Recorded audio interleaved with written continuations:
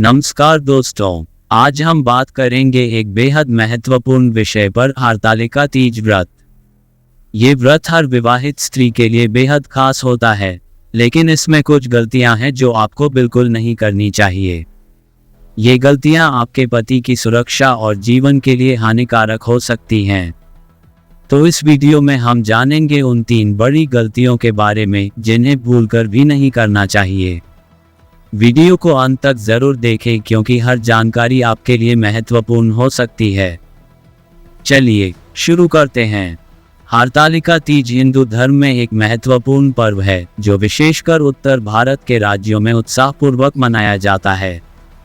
इस दिन महिलाएं भगवान शिव और माता पार्वती की पूजा करती हैं और अपने पति की लंबी आयु, सुख समृद्धि और परिवार की भलाई के लिए व्रत रखती हैं। इस व्रत का विशेष महत्व इसलिए भी है क्योंकि इसे अखंड सौभाग्य का प्रतीक माना जाता है।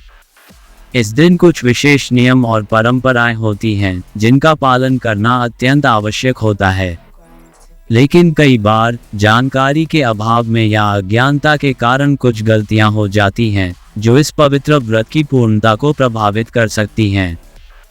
इस लेख में हम हरतालिका तीज के दौरान की जाने वाली 3 प्रमुख गलतियों के बारे में चर्चा करेंगे जिन्हें भूलकर भी नहीं करना चाहिए।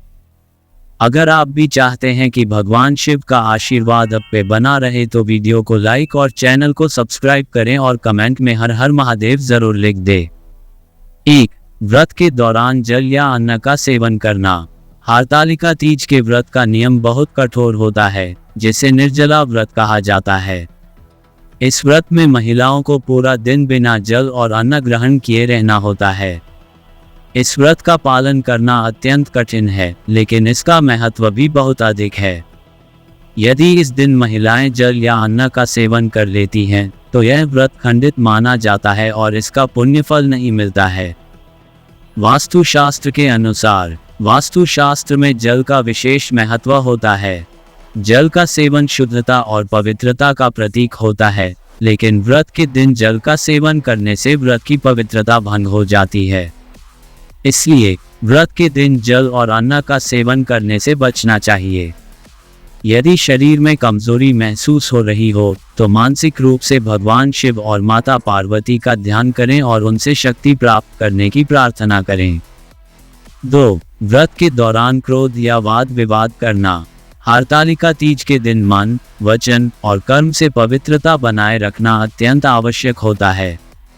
इस दिन व्रत करने वाली महिलाओं को अपने क्रोध पर नियंत्रण रखना चाहिए और किसी भी प्रकार के वाद विवाद से बचना चाहिए। क्रोध, अहंकार और वाद विवाद से मानसिक शांति भंग होती है और व्रत का पुण्य फल भी कम हो जाता है। वास्तुशास्त्र के अनुसार वास्तुशास्त्र में घर के वातावरण का हमारे मन और शरीर पर गहरा प्रभाव होता है।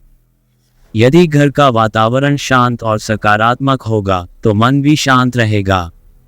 व्रत के दिन घर में शांति बनाए रखने के लिए प्रयास करें।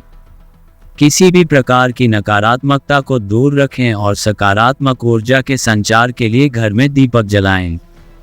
इससे वातावरण पवित्र और शांत रहेगा और व्रत का फल प्राप्त होगा। 3. पूजा सामग्री में अशुद्धता या लापरवाही। हरतालिका तीज के दिन पूजा का विशेष महत्व होता है। इस दिन भगवान शिव और माता पार्वती की पूजा विशेष रूप से की जाती है। पूजा सामग्री में कोई भी अशुद्धता या लापरवाही नहीं होनी चाहिए। पूजा में उपयोग की जाने वाली सामग्री जैसे फूल, फल और पत्तियां शुद्ध और ताजगी से भरी होनी चाहिए। पूजा करते समय मन को पूरी तरह से ईश्वर में लीन करना चाहिए और श्रद्धा के साथ पूजा करनी चाहिए। वास्तुशास्त्र के अनुसार वास्तुशास्त्र में पूजा स्थल और पूजा सामग्री की शुद्धता का विशेष महत्व होता है। यदि पूजा स्थल और सामग्री शुद्ध और पवित्र नहीं है तो पूजा का फल प्राप्त नहीं होता। इसलिए पूजा स्थल को साफ सुथरा रखें और पूजा सामग्री को शुद्ध और ताजगी से भरा रखें। पूजा के दौरान भगवान शिव और माता पार्वती का ध्यान करें और श्रद्धा से पूजा करें। वास्तुशास्त्र के अनुसार हरतालिका तीज के विशेष उपाय। हरतालिका तीज के दिन कुछ विशेष वास्तु उपाय किए जा सकते हैं जो व्रत के प्रभाव को और भी बढ़ा सकते हैं। आइए जानते हैं कुछ ऐसे ही उपाय।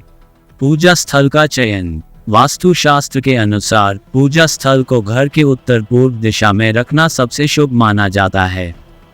ये दिशा सकारात्मक ऊर्जा का स्रोत होती है और इस दिशा में पूजा करने से भगवान शिव और माता पार्वती की कृपा प्राप्त होती है। यदि उत्तर पूर्व दिशा में पूजा स्थल संभव न हो तो पूर्व दिशा का भी चयन कर सकते हैं। पूजा के लिए सही रंगों का चयन। वास्तुशास्त्र में रंगों का विशेष महत्व होता है। हरतालिका तीज के दिन पूजा में सफेद और लाल रंग का विशेष प्रयोग करें। सफेद रंग शांति और पवित्रता का प्रतीक है, जबकि लाल रंग ऊर्जा और शक्ति का प्रतीक है। पूजा स्थल को इन रंगों से सजाएं और पूजा के दौरान इन रंगों के वस्त्र धारण करें। घर में सकारात्मक ऊर्जा का संचार।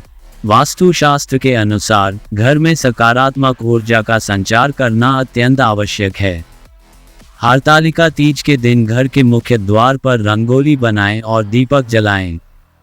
इससे घर में सकारात्मक ऊर्जा का संचार होगा और व्रत का फल प्राप्त होगा। व्रत के दौरान ध्यान और साधना। व्रत के दौरान ध्यान और साधना करना अत्यंत लाभकारी होता है। वास्तुशास्त्र के अनुसार ध्यान और साधना के लिए उत्तर पूर्व दिशा सबसे शुभ होती है। इस दिशा में ध्यान और साधना करने से मानसिक शांति प्राप्त होती है और व्रत के फल में वृद्धि होती है। आपको यह वीडियो कैसा लगा कमेंट्स में जरूर बताएं और हमारे चैनल को सब्सक्राइब करना न भूलें।